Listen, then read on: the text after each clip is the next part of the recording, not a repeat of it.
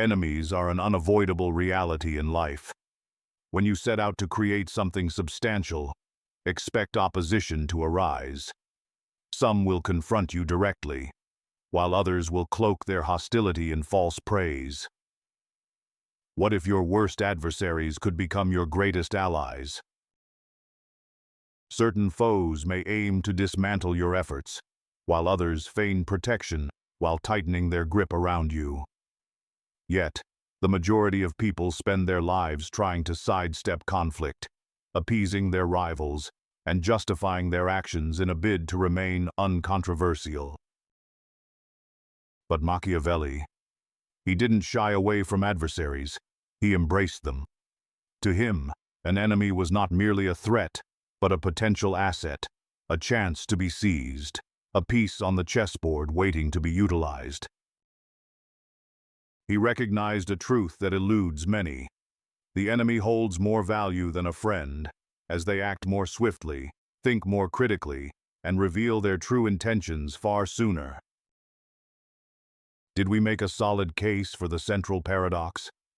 Show your agreement by tapping the like button. Join the community that challenges conventional thinking. Subscribe and be part of the ongoing conversation. In a world filled with facades, enemies often wear their true colors. If you learn to harness their energy, they can become far more advantageous than any ally could ever be. This is the very doctrine Machiavelli would impart today. Not how to evade enemies, but how to wield them with strategic precision, without mercy, and with permanence. Here are the 13 principles he employed to transform adversaries into sources of strength. The first principle is to never disclose your awareness of their actions. You must refrain from directly acknowledging their attacks, allowing them to believe you are oblivious while you orchestrate your plans behind the scenes. When adversaries think you are unaware, they reveal their true strategies. They become more talkative, overreach, and let their guard down, creating the perfect opportunity for you to make your move, not through confrontation, but through cunning design. The second principle is to reflect their behavior, not their energy. If they are loud, maintain your composure. If they provoke you, take a moment to pause. If they escalate tensions, remain steady. Nothing disorients an enemy more than a rival who refuses to dance to their tune. Machiavelli would assert that whoever controls the rhythm governs the conflict. Thus, you should not mirror their emotions, but rather their patterns. How can the very individuals who seek to undermine you actually enhance your power? Study their moves, reflect them, and then dismantle their strategy on your terms. The third principle is to allow them to underestimate your capabilities. When they attempt to isolate you, let them believe they are succeeding. Make them think you are without allies or influence, and then reveal the truth, that you were never alone, that the confidant they trusted was actually yours, and that the system they thought they commandeered still belongs to you. Adversaries crumble most swiftly when they celebrate premature victories.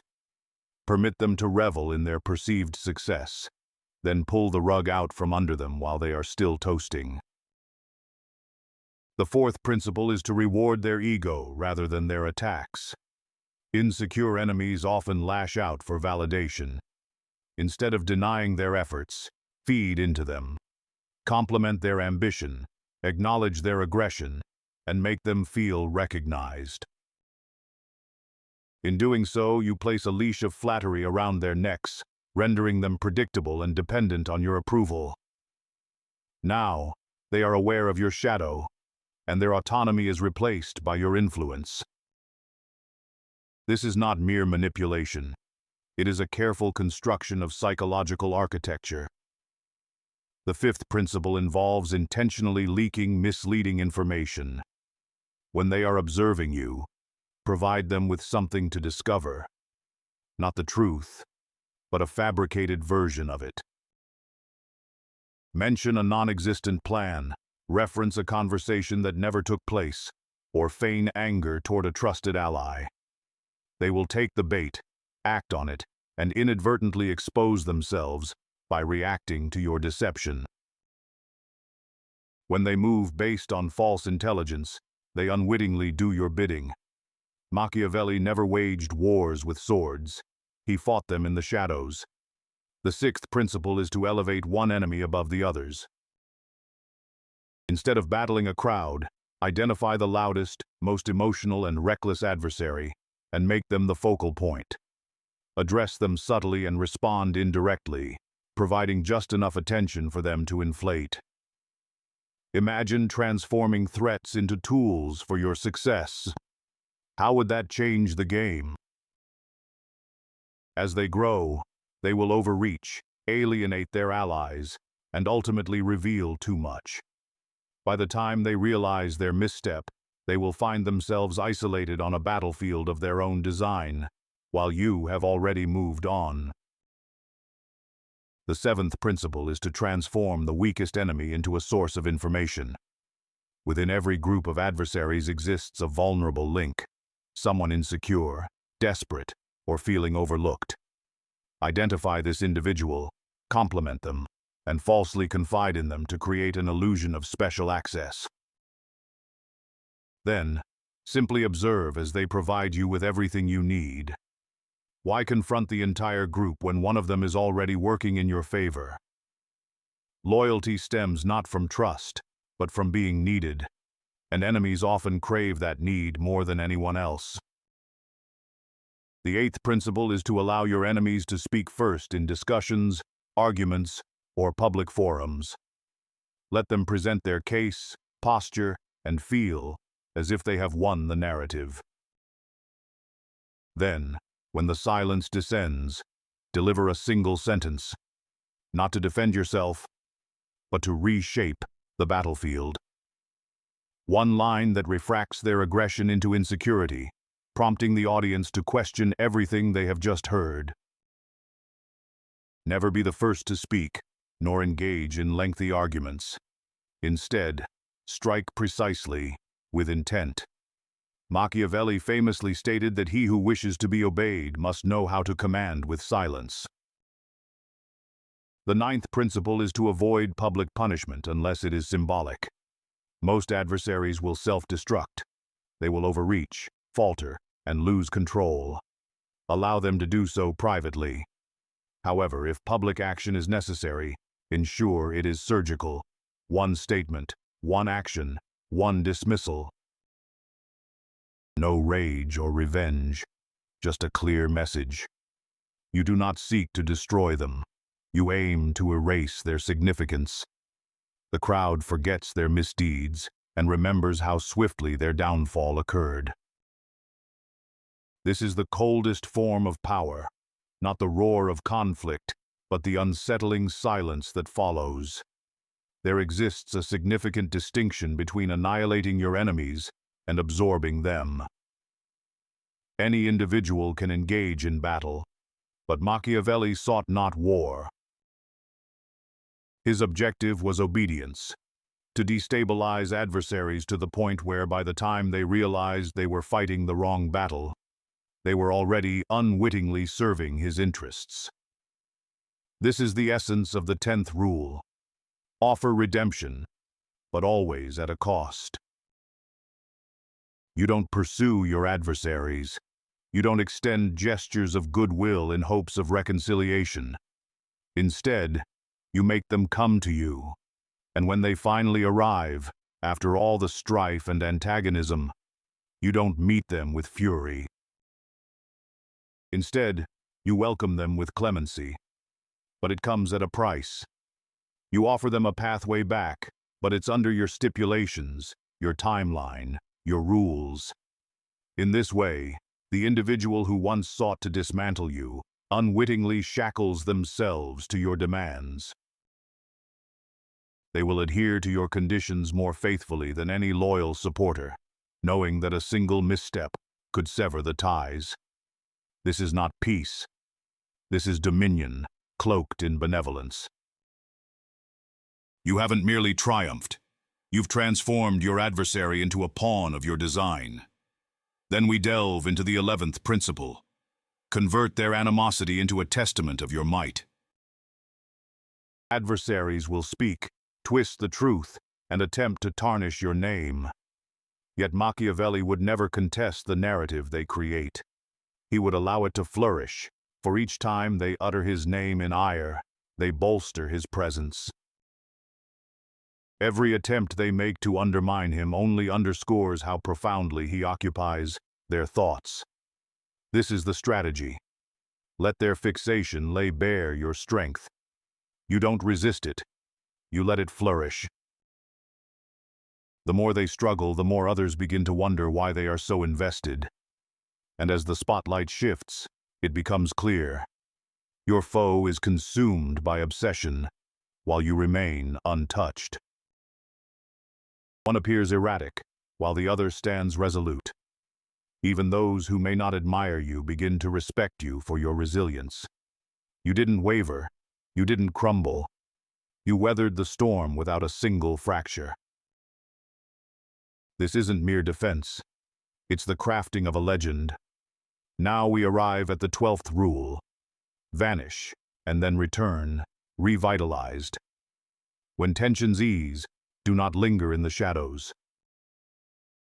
Instead, disappear entirely. Let them ponder in your absence, speculating about your motives and actions, replaying every decision you've made. For it is in this absence that tension builds, and with it, the weight of your power. When you finally make your reappearance, do so without addressing the past. You come back colder, more composed, and further ahead than before. You don't need to clarify your absence. The outcomes will speak for themselves. Your silence will have created a legacy, and your return will not be casual. It will be a declaration. They will recognize that you don't react, you strategize. They will see that you don't explain, you act. This transformation alters your image entirely. You are no longer perceived as someone with adversaries. Rather, you are the force that recalibrates the entire environment. And finally, we reach the 13th and ultimate rule. Shape your enemy into your legacy. Every assault they launch becomes proof of your formidable nature. Every coalition they form against you serves as validation of your influence. Whenever they attempt to label you as a threat, you lean into it. Which of the arguments presented seemed the most unbelievable, yet surprisingly convincing? Share your thoughts. Let us know in the comments. You don't insist, "I'm misunderstood." Instead, you suggest, "Perhaps you should be afraid." Because when managed correctly, fear is a more dependable motivator than affection. You take everything they wield against you, your intensity, your silence, your unpredictability, and you refine it. You turn it into your emblem. Now, the world recognizes not just that you survived their onslaught, but that you absorbed it. Their efforts only made you more robust. Their resistance forged your reputation. Their fixation constructed your myth. You didn't conquer them through brute force. You transformed them through your very presence. You don't require allies. You need shadows. And enemies make the best shadows. They never rest. They are always watching, and they promote your cause without any cost to you. Machiavelli didn't merely endure his opponents. He turned them into resonant echoes, calling his name long after he exited the stage. This is how one builds an empire in silence, not through applause or sympathy, but through adversaries who amplify your power more than your supporters ever could. The harsh reality is this: people will only regard you with seriousness after witnessing the fate of those who dared to oppose you. When your enemies fall silent, you don't celebrate. You don't flaunt your victory. You don't even acknowledge it. Instead, you let the quiet spread like smoke. Because the true Machiavellian strategy isn't to vanquish your foes. It's to reshape the landscape in the void they once occupied. That's how genuine power emerges. Not through vengeance, but through recalibration. They are no longer battling you. They are responding to an interpretation of you that remains beyond their comprehension. You become unpredictable, elevated, and untouchable. And those around you can sense it, even if they don't articulate it. The atmosphere shifts when you enter a room. Conversations soften in your presence. People choose their words with caution. You haven't uttered a sound, yet you've become a force that influences their dialogue. This isn't merely reputation, it's a psychological hierarchy. It all began with adversaries, but it doesn't end there. Because once individuals witness you endure betrayal, once they observe you navigate assaults without a need for justification, they come to understand your true nature. You are not just a player in the game. You are the architect of it.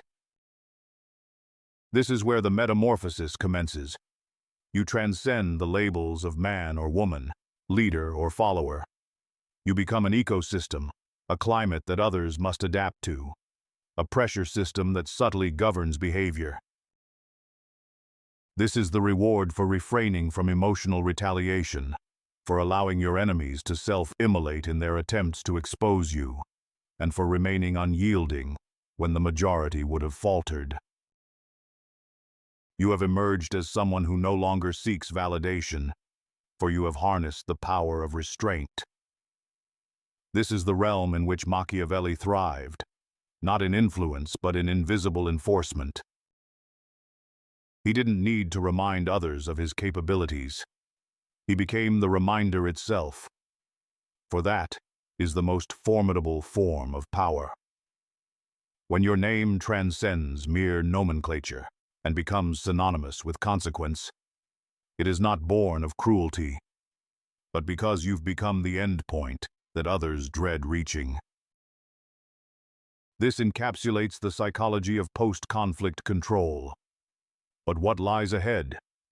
How does one navigate the treacherous waters of power dynamics without losing themselves? The next chapter unveils the intricate dance of authority and manipulation that defines the true essence of Machiavellian strategy. But what lies ahead? How does one navigate the treacherous waters of power dynamics without losing themselves? The next chapter unveils the intricate dance of authority and manipulation that defines the true essence of Machiavellian strategy. You don't obliterate your adversaries. Instead, you transcend them with such remarkable speed that their pursuit of you becomes a source of embarrassment. Let them attempt to chase you down. Let them feign relevance. The reality is, by the time they are preoccupied with thoughts of you, you are already crafting their perceptions. Those who once stood against you either imitate your methods or retreat into the shadows. This is how you begin to construct something far more formidable than mere fear or influence. You start to cultivate authority. This authority isn't loud, nor is it widely celebrated. It doesn't require the spotlight. It belongs solely to you. You need not remind others of your achievements. They will carry that knowledge for you. You don't have to validate your identity. They will adapt themselves to fit the narrative you've established. This is the moment you cease reacting and begin to embody a legendary presence. The reality about surviving adversaries is that while people may recall the conflict, they are far more likely to remember the survivor. They begin to ponder questions. Why didn't this person break? Why did they not defend themselves? What insights do they possess that I lack? It is this last question that compels them to follow you without any command.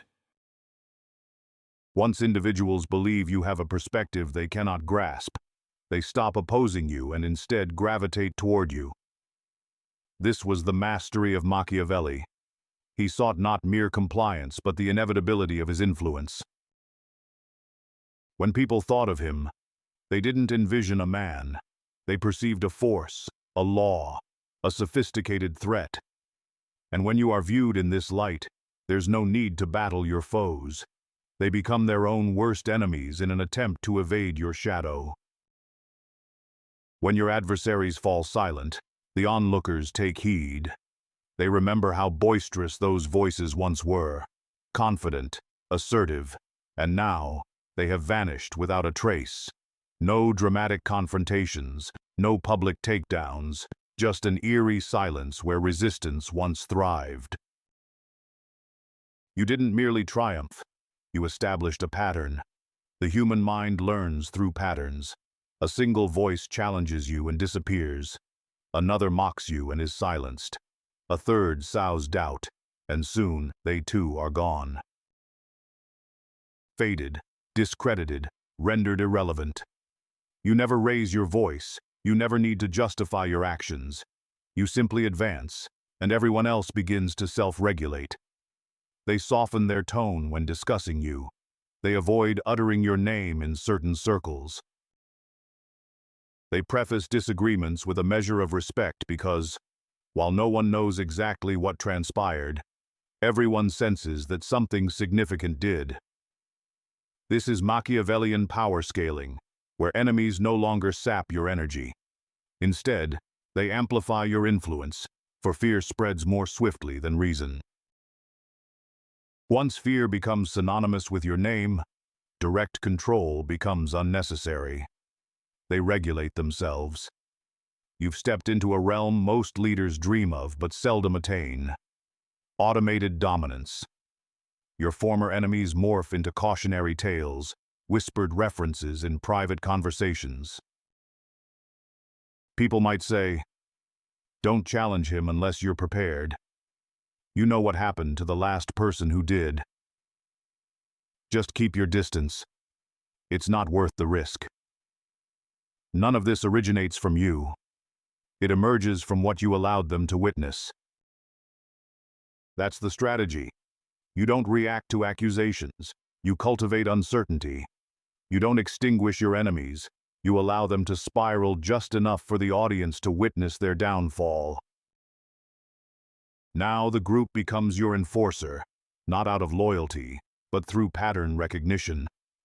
People observe the outcomes and adjust their behavior accordingly. No one desires to be the next example, the next name on the list of those who have opposed you. No one wants to guess your next move. Therefore, they play it safe. They flatter you. They avoid confrontation. You've made compliance more appealing than resistance, not through charm, but through consequence. When you reach this pinnacle, a grand presence is unnecessary. You only need stories, the story of how you reacted when disrespected, how a critic vanished, the aftermath of the last mistake. It matters not whether these tales are embellished or distorted. What counts is that they are being told. The myth carries more weight than the truth ever could. This is the essence of legacy-based fear, not the kind that shouts in their faces, but the kind that lingers in their minds. The kind that causes hesitation when they utter your name. The kind that alters their movements even before you enter the room. And here lies the real genius. You didn't forge this power with allies. You built it through your enemies. Those who sought to break you inadvertently provided you with their attention. They constructed the platform, the stage for all to observe. You didn't need to create a spectacle. They unwittingly crafted it from their malice. And as they fell, your shadow expanded. There's something profoundly powerful about witnessing someone endure hostility without a reaction. It prompts everyone watching to silently contemplate, what would happen if they directed that silence toward me? That thought, that moment of doubt, is power. Not superficial, but deep-rooted, enduring, subconscious. The kind of power that no rhetoric, no branding, no charm can ever replicate. And once you install this power, you don't wield it. You allow others to live with it, to project it, to wonder if it remains. The longer they perceive you as inactive, the more formidable they believe you have become. When power matures, it doesn't shout, it whispers, and eventually it fades into the background. Yet, even in its absence, it continues to govern. This is the phase Machiavelli mastered, not domination through presence, but obedience through memory. But what comes next? How does one maintain this delicate balance of power without losing control? The answer lies in the next segment, where we will unravel the final threads of Machiavelli's ruthless laws. But what happened next? How does one truly master the art of power without revealing vulnerability? The answer unfolds in the next segment, as we delve into the final intricacies of Machiavelli's unyielding principles. Once you've utilized your adversaries, absorbed their assaults, and unveiled their intentions, the time comes to retreat. Not out of trepidation, but as a calculated strategy. Visibility equates to vulnerability, and those who feel the need to assert their dominance are already on the losing side. Real authority doesn't demand proclamations. It thrives on intricate frameworks, silent mechanisms that function seamlessly, even in your absence. The very individuals who once opposed you don't simply cease their attacks. They begin to imitate you. They adopt your strategies, echo your tone, and implement your principles without ever acknowledging their source. Your expressions morph into their tactics. Your composure becomes their demeanor. Your aloofness transforms into their shield. And they refrain from crediting you, for to do so would be to admit your victory. Instead, they clandestinely incorporate your essence into their actions. This is the essence of legacy, not followers, but reflections of your influence. You may not be visible in their social circles, but you've embedded yourself within their frameworks. You've transitioned from foe to benchmark, from a mere name to an integral part of their strategy. They recalibrate their plans based on your past moves. They adjust their tone influenced by your silence. They reconsider their strategies, haunted by your established patterns. You never threatened their existence. You simply remained steadfast as they unraveled. Now, they carry your teachings like a pervasive virus, one they dread but cannot discard. This is Machiavellian ghost power, a force that goes unnoticed, a power that resides in behavior, not in titles. Those closest to you cease to inquire about your thoughts. Instead, they begin to anticipate them. They preemptively modify their actions before you even notice. Why is that? Because the fear of retribution already looms in their minds. You need not take action. You've already done so through their anxiety, their preparations, their self-restraint. You are present, invisible, yet governing. That's the crux of it. Adversaries transform into cautionary tales. Silence evolves into authority. Your name becomes a boundary that remains unchallenged, even in your absence. They hesitate before opposing you, not from a fear of confrontation, but from the understanding that should you choose to respond, it would be devoid of emotion and utterly final. This is the most formidable energy of all, not the one who retaliates, but the one who possesses the power to do so, yet chooses restraint. By demonstrating your ability to endure without reacting, you've proven that you do not need to engage in battle at all. You've become a force that does not compete, a mind that does not chase, a shadow that persists even when the light fades. This is the wisdom that many fail to grasp, to govern without proximity, to maintain control without overt movements, to linger without hostility. Your enemies provided this insight, and now they fear the very constructs they created. You were never in pursuit of power. You were crafting gravity, a pull so subtle, so precise, it reshapes individuals without physical contact. Now, you find that you no longer require adversaries. They have fulfilled their role. They offered you resistance, visibility, and the mythology that surrounds your name. You do not harbor hatred toward them. Rather, you express gratitude. Without them, there would be no legend to invoke fear, no silhouette to speak of in hushed tones, and no blueprint detailing the paths to avoid. This represents the ultimate evolution of Machiavellian power. A power that does not react to challenges but instead creates them to impart lessons.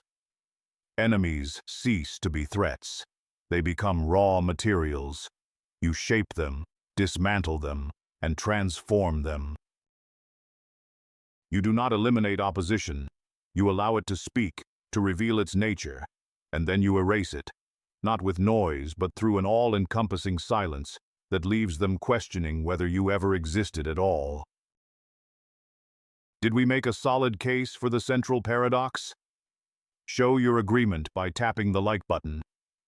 Join the community that challenges conventional thinking, subscribe, and be part of the ongoing conversation.